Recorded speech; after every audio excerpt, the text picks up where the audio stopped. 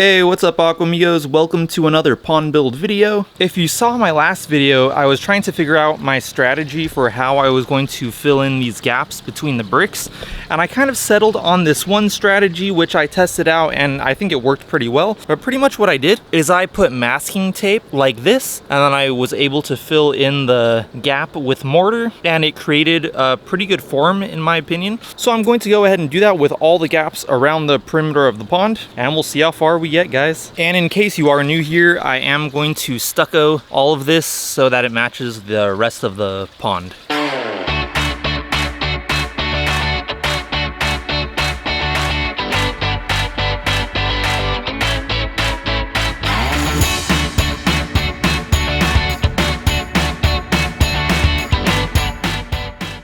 Alright Aquamigos, so in this video I'm kind of trying out a new strategy where instead of recording myself talking, I kind of just show myself doing stuff while I talk. I'm just trying it out in this video to see if it makes a difference with viewer retention. My next video will be like my regular vlog style videos. But pretty much I'm just setting up the rest of the forms for the mortar here. It didn't take me too long. I am using the white masking tape. I think it's a little stronger than the typical blue masking tape that you would use for painting. This is just kind of a strategy that I came up with in my last video, and it seemed to work out pretty well.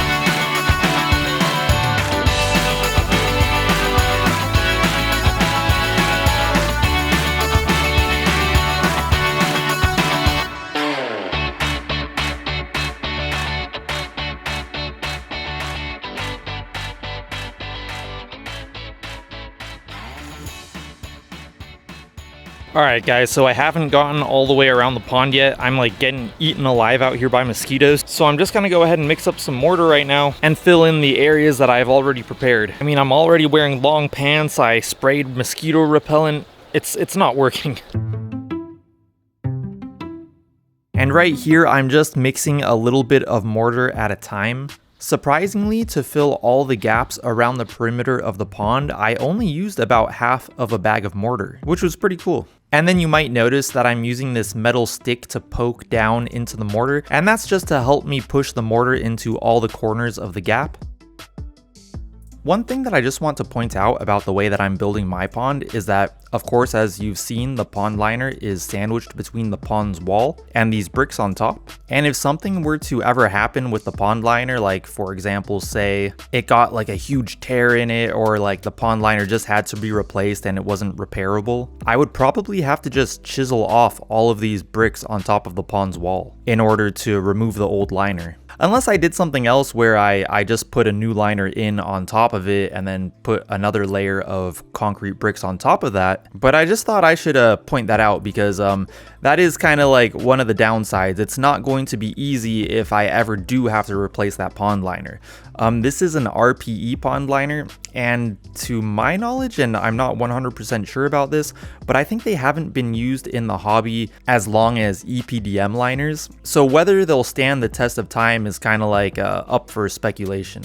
The liner I bought did come with like a 25-year warranty, and it does have a layer of UV protective coating on the side that you see right here. The underside does not have that protective coating. So of course I'm hoping it'll last, but we'll just have to see. So just in case any of you are planning on building a pond like mine, I just thought I should mention that because that might be something that you will want to take into consideration.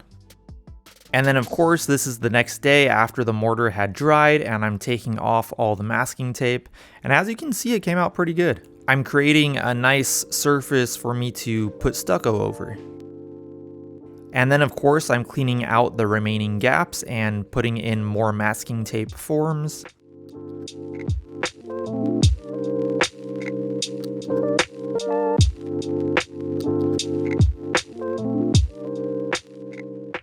The mosquitoes were out in full force, so I'm wearing long sleeves, long pants, mosquito repellent, the whole 9 yards.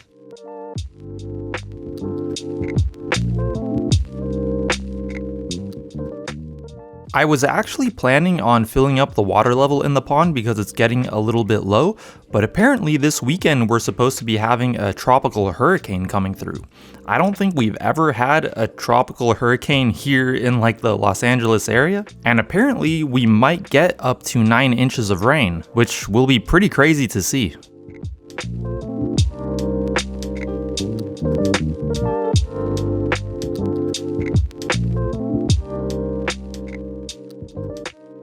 And then of course I had to mix up another small batch of mortar and fill in all those gaps.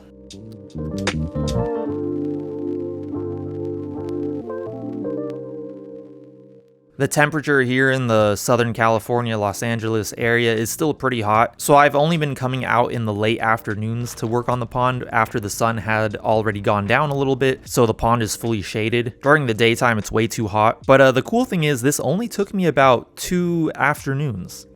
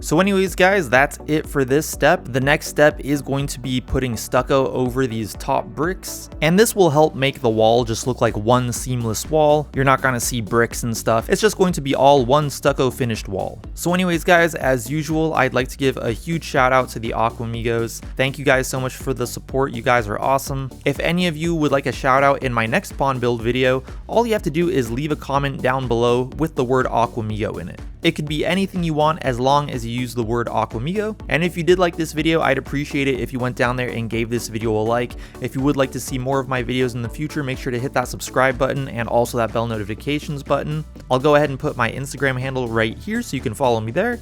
And I'll talk to you guys in my next video. Peace!